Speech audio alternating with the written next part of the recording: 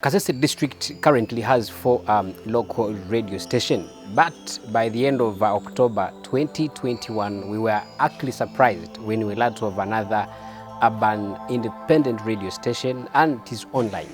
We tried to go around to dive into this and discover who is behind this brain. And today, I am very able to explain to you that I have encountered Mr. Kihembo Wilbert, a man who is behind this independent radio station. We are going to discuss with him a number of questions and try to know what exactly forced him to do this. And in this discussion, take a look.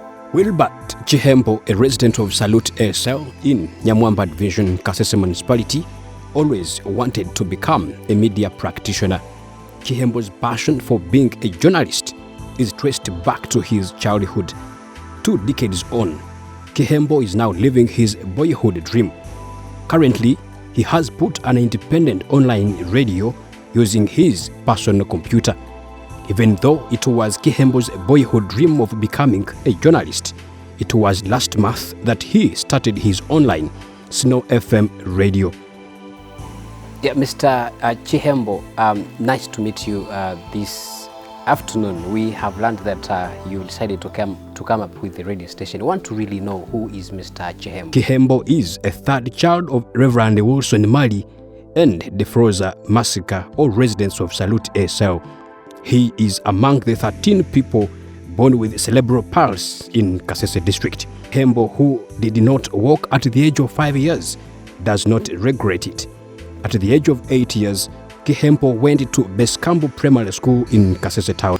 You said you started your school life at Beskambo Primary School, and after that Beskambo Primary School, where did you go, and currently where are you? Later, he went to Daylight Christian School for Primary 3 until he completed his primary level. He joined Bright Academy Secondary School for O and A levels. He later joined IUEA University and is currently in his 2nd year pursuing a degree in computer science.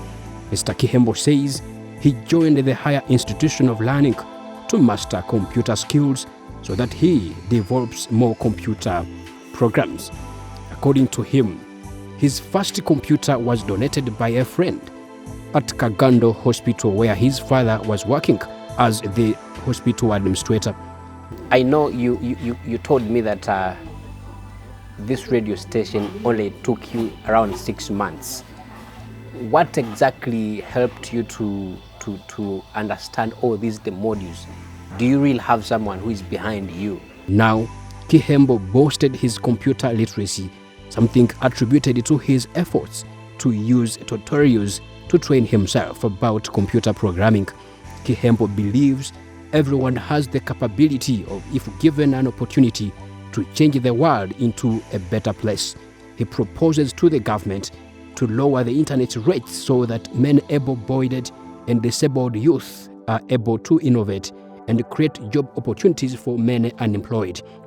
Asked how he bet the idleness during the lockdown that was announced by government to stop the spread of COVID-19 pandemic, Kihembo revealed that he used the 2 years period to hatch the idea of promoting Kasese music. Your story is very inspirational. I have liked it, but let's really know, when did you develop this idea of becoming almost a journalist, if not an innovator?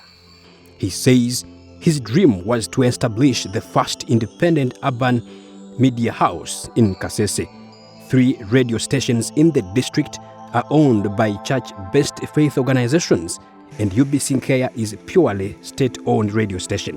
Kihembo thought he would be the first person to also establish the first television in the area, but someone else is doing it before him. He then developed Concho Vibes website, where he has continued uploading music purely composed and produced in Kasese. The aim is to give the local music more audience. After witnessing the increasing viewership of the website, he started developing the idea of starting an independent online radio. The online radio is now the favorite household name among the youths in Kasese town. The foothill of Rwenzori Mountain others are listening to the radio globally.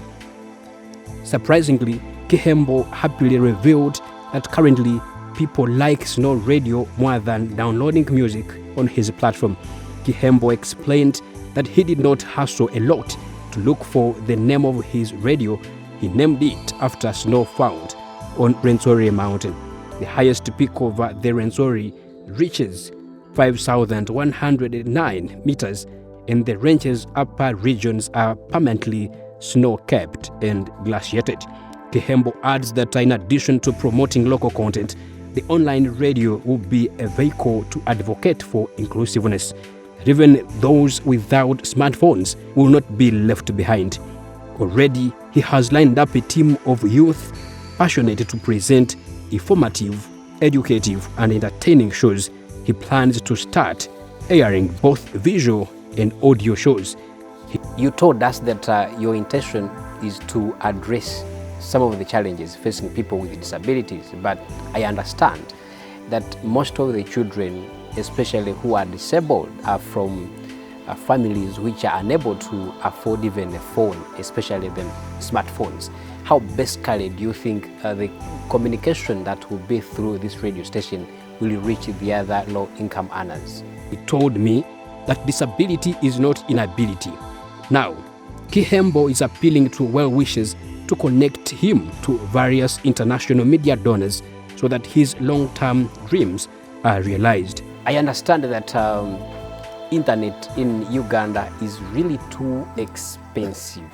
Do you think if government tries to subsidize, especially to reduce on the internet rates, this would really encourage the young ones, especially the youth, also to be more creative and innovative?